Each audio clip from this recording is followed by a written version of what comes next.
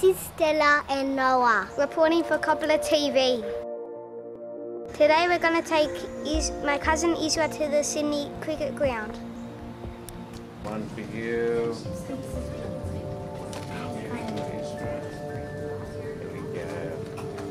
In the venue office, and we're waiting for our tour guide to arrive. He has some of the best teams in Australia, like Tigers, Sydney FC, Wallabies, Waratahs, Swans and Roosters. When you've got a full house in there with 46,000 people, when you're in there, it sounds like 80,000 people because all the roaring's being bounced and it's absolutely incredible. But when you're out here, you can still hear it, but it only sounds like there's about 5,000 or 10,000 people in there. So they fixed it up. They also sunk the Sydney Football Stadium 13 metres into the ground. This is where the soccer players, the football players and the cricket players warm up for a game. Is now. Just behind us here, this is a warm-up area. This is where the soccer players, rugby league and rugby union guys warm up before a game. They'll be here this evening. During the first week of January, when we have the international cricket game, they erect a huge marquee here. That's for the members. They've got cafes in there. It's an absolute carnival atmosphere out here. If you get the chance, do come out even for one day. Stan McKay, a great cricket player. Lockers were put in about 14 years ago, but before these lockers were here, these benches used to line all the walls along there. These two are original, again 124 years of padding up and padding down has taken it out of them, but can you imagine who's actually sat on these benches? Incredible. Okay, the lockers, like I said, 14 years ago, they've been hit because the players had so much kit when they put their bags on the benches, it was all falling off.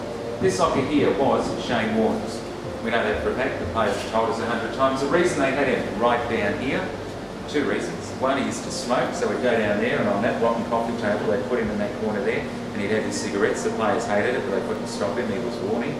The second reason they had this here is because, if you remember, Shane Warne used to love his baked beans. He used to eat a lot of them, so they kept him around this end of the room. You can work that out. Right. This last row of seats here, if you've ever seen on the television, you've got a lot of very older gentlemen sitting here. This is reserved, and it's tradition out here at the SCG, for the eldest of the 50-year plus members. So you get some guys in their 80s and 90s literally sitting here. The reason they do that, and they've done it for quite a long time, is they reckon that these guys sitting here, because they've been watching the game of cricket for 80, some of them even 90 years of their lives, it's their right to turn around and tell the dismissed players what they've done wrong and what they should do next time so they don't get out and so they get more runs. So you've got Richard Beno, Tony Gregg looking down here. They say, oh look, he's rubbing Donny's nose. And a lot of my friends ring up and say, what do they mean by that? Just behind you there's a plaque there. They put that in 1997, but it's become a tradition now. When the players come down, they all have to rub Don Bradman's nose there. This is Mr. Stephen Gascoigne. His name's Yabba. He was born in 1874. He died in 1942.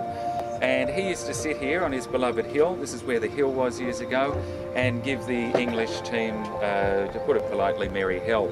He's actually credited as coining the phrase, have a go you mug. He was the one that started it. This is very exciting, wearing the Swans locker room. Today was a very good day.